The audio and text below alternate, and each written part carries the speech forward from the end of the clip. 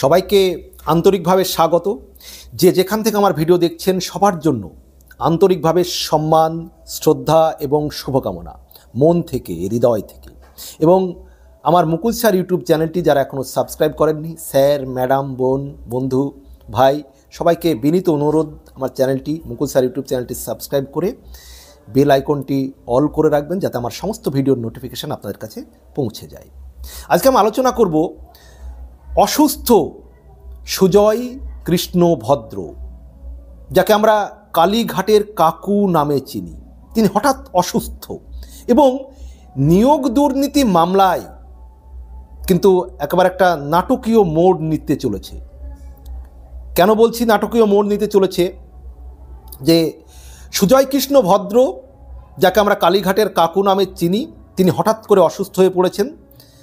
তাকে এসএসকেএম হসপিটালে আনা হয়েছিল এবং তারপর সেখান থেকে তাকে স্থানান্তরিত করে আলিপুরের একটি বেসরকারি হাসপাতালে তাকে নিয়ে যাওয়া হয় এবং সেই বেসরকারি হাসপাতালটি সম্ভবত বি.এম. বিড়লা হাসপাতাল, সেখানে তাকে ভর্তি করা হয়েছে। বি.এম. বিড়লা হাসপাতাল সম্ভবত সেখানেই তাকে ভর্তি করা হয়েছে, বেসরকারি হাসপাতালে। এসএসকেএম থেকে তাকে আলিপুরের একটি বেসরকারি হাসপাতাল বি.এম. বিড়লা হাসপাতালে সম্ভবত তাকে ভর্তি করা হয়েছে। তো তাকে রাখা হয়েছে ভেন্টিলেশনে। তিনি যেহেতু অসুস্থ, সোমবার, এই যে গত সোমবার গেল, সোমবার আদালতে নিয়োগ দুর্নীতি মামলায় ইডির তরফ থেকে চার্জশিট গঠনের প্রক্রিয়া শুরু হয়। চার্জশিট গঠন করা হবে এবং সেই মামলায় শুনানি শুরু হওয়ার আগেই সুজয় কৃষ্ণ ভদ্র অসুস্থ হয়ে পড়েন। সুজয় কৃষ্ণ ভদ্র ওরফে কালীঘাটের কাকু, তার এই শারীরিক অসুস্থতার কারণে যে চার্জ গঠনের যে প্রক্রিয়া তা কিন্তু শুরু করা আর যায়নি বা হয়নি। তাকে সোমবারই প্রথমে এসএসকেএম হাসপাতালে ভর্তি করানো হয়। তিনি অসুস্থ হয়ে জ্ঞান হারিয়ে ফেলেন, অচৈতন্য হয়ে পড়েন তিনি এবং এসএসকেএম হাসপাতালে নিয়ে যাওয়ার পরে তাকে একটি বেসরকারি হাসপাতালে স্থানান্তরিত করা হয়। এবং ইতিমধ্যেই আরও অনেক আগে থেকেই আমরা জানি, আপনারাও জানেন, যে বহুদিন ধরেই তার হৃদযন্ত্রের সমস্যা রয়েছে, মানে কালীঘাটের কাকু। তো স্বাভাবিকভাবেই তিনি অসুস্থ হয়ে পড়লে প্রেসিডেন্সি জেল থেকেই তাকে নিয়ে যাওয়া হয় এসএসকেএমে এবং এসএসকেএম থেকে তার যে শারীরিক অবস্থার অবনতি হলে আলিপুরের বেসরকারি হাসপাতালে তাকে স্থানান্তরিত করা হয় বি.এম. বিড়লা হাসপাতালে এবং সেখানে তাকে ভর্তি করা হয়েছে। এই পরিস্থিতিতে এখন এটা নিয়েই আজকে আমি আলোচনা করব। যে যদি আমি আরও কিছু কথা বলে নিই, যে এই কালীঘাটের কাকুকে একটি বেসরকারি হাসপাতালে ভর্তি করা হয়েছে এবং আদালতে সোমবার নিয়োগ দুর্নীতি মামলায় অভিযুক্ত সুজয় কৃষ্ণ ভদ্রের আইনজীবী আবেদন করেন যেন আলিপুরের বেসরকারি হাসপাতালে ভর্তি করানো হয় তাকে। যেহেতু তিনি অসুস্থ, তাহলে তাকে আলিপুরের বেসরকারি হাসপাতালে তাকে ভর্তি করানোর জন্য আবেদন কিন্তু সুজয় কৃষ্ণ ভদ্রের আইনজীবী জানিয়েছিলেন। কারণ অভিযুক্তের নিরাপত্তার বিষয়টি সুনিশ্চিত করতে হবে বলে জানান সুজয় কৃষ্ণ ভদ্রের আইনজীবী এবং তারপরেই তাকে স্থানান্তরিত করা হয় একটি বেসরকারি হাসপাতালে, বি.এম. বিড়লা হাসপাতালে। তাহলে স্বাভাবিকভাবেই নিয়োগ দুর্নীতি মামলার যে চার্জশিট, সেই যে চার্জশিট গঠনের যে প্রক্রিয়া, সেই প্রক্রিয়া যে ব্যাহত হবে সে বিষয়ে কোনো সন্দেহ নেই। প্রক্রিয়া যেটা শুরু করার কথা ছিল সোমবার, সেই যে প্রক্রিয়া সেটা স্বাভাবিকভাবে বাধাপ্রাপ্ত হবে, যেহেতু সুজয় কৃষ্ণ ভদ্র এখন হাসপাতালে।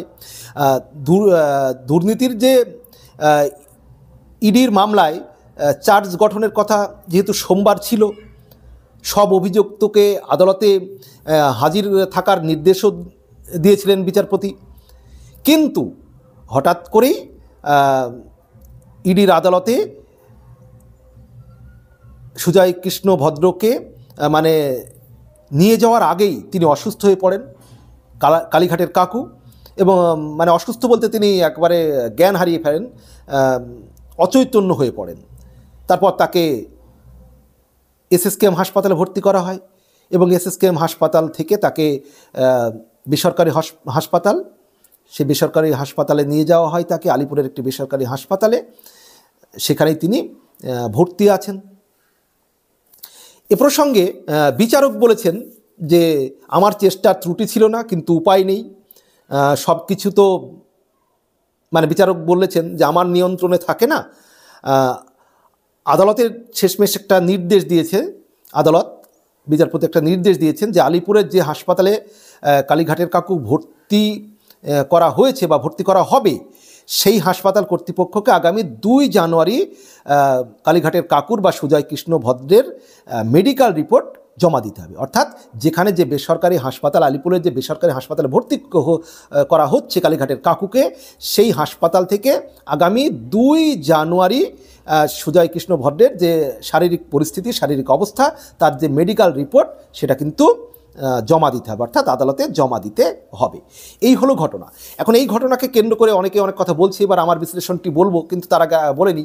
অনেকে বলছেন যে না, সুজয় কৃষ্ণ ভদ্র তিনি অসুস্থ হয়েছেন না, অসুস্থ ইচ্ছাকৃতভাবে হয়েছেন, কারণ তিনি এর আগে বলেছিলেন যে তার মালিক হচ্ছেন, যে তার বাবু হচ্ছেন অভিষেক বন্দ্যোপাধ্যায়, এবং অভিষেক বন্দ্যোপাধ্যায়কে কেউ ছুঁতে পারবে না। তার যিনি মালিক, তার যিনি বাবু অভিষেক বন্দ্যোপাধ্যায়, কালীঘাটের কাকু, তিনি বলেছিলেন এরকম একটা কথা যে তার যে মালিক, তার যে স্যার বা তার যে বাবু, তাকে কেউ ছুঁতে পারবে না। এখন অনেকে বলার চেষ্টা করছেন যে কালীঘাটের কাকু অভিষেক বন্দ্যোপাধ্যায়কে বাঁচানোর জন্যই তিনি এইরকম অসুস্থতার আর কি পরিস্থিতি করছেন।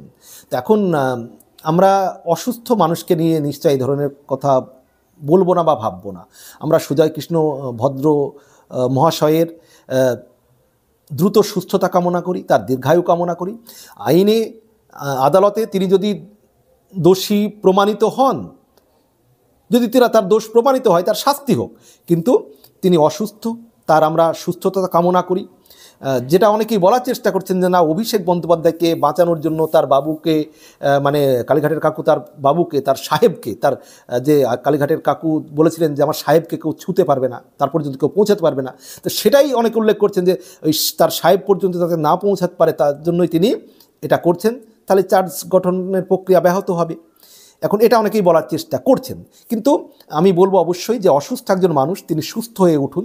তার সুস্থতা নিয়ে কোনো মন্তব্য, মানে অসুস্থতা নিয়ে কোনো মন্তব্য করব না। তার সুস্থতা কামনা করি, তার দীর্ঘায়ু কামনা করি, এবং নিয়োগ দুর্নীতি মামলার যে প্রকৃত সত্য সেটার সামনে বেরিয়ে আসুক।